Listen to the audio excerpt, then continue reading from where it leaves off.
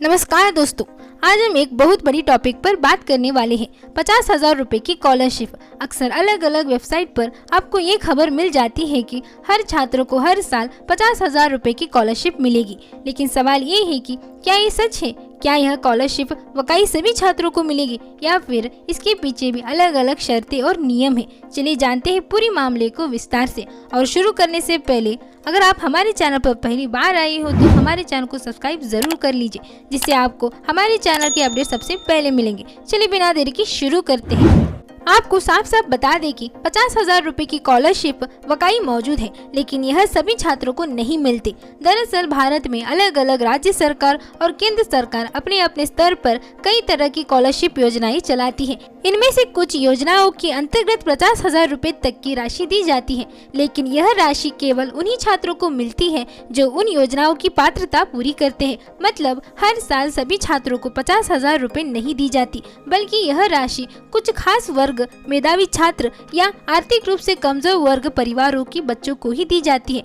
तो कौन कौन सी योजनाएं हैं जहां 50,000 मिल सकता है? उनमें से पहला है बिहार स्नातक छात्रवृत्ति यानी मुख्यमंत्री कन्या उत्थान योजना। बिहार सरकार ग्रेजुएटेड पास लड़कियों को एक बार के लिए 50,000 देती है। यह हर साल नहीं बल्कि केवल ग्रेजुएटेड पास करने पर दिया जाता है।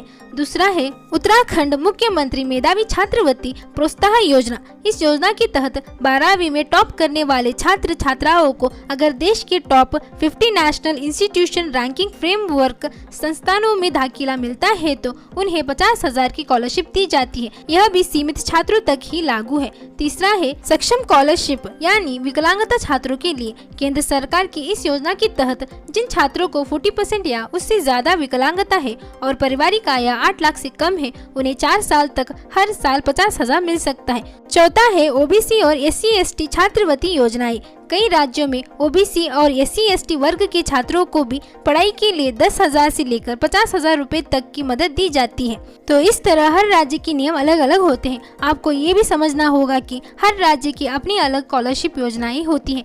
कहीं यह केवल लड़कियों के लिए होती है, कहीं यह मेधावी छात्रों को मिलती है, तो कहीं यह विकलांगता छात्रों को दी जाती है। कुछ स्कॉलरशिप एक बार दी जाती है, जबकि कुछ योजना में यह हर साल मिल सकता है जब तक आपकी पढ़ाई पूरी ना हो। इसीलिए यह कहना कि हर छात्रों को हर साल 50,000 रुपए मिलेंगे पूरी तरह से गलत है। असलियत यह है कि यह राशि सिर्फ चुनिंदा छात्रों को दी जाती है और उसका फैसला आपकी पढ़ाई, आपके अंक, आपकी पारिवारिक स्थिति और आपके राज्य की नीति पर निर्भर करता है। तो क्या करना चाहिए छात्रों को? अगर आप भी इस स्कॉलरशिप का फायदा लेना चाहते हैं तो सबसे पहले आपको ये देखना होगा कि आप किस राज्य से हैं, आपकी पढ़ाई का लेवल क्या है, 12वीं, ग्रेजुएटेड या पोस्ट ग्रेजुएटेड, और आप किस श्रेणी में आते हैं यानी सामान्य, ओबीसी, SC/ST या विकलांगता छात्र में।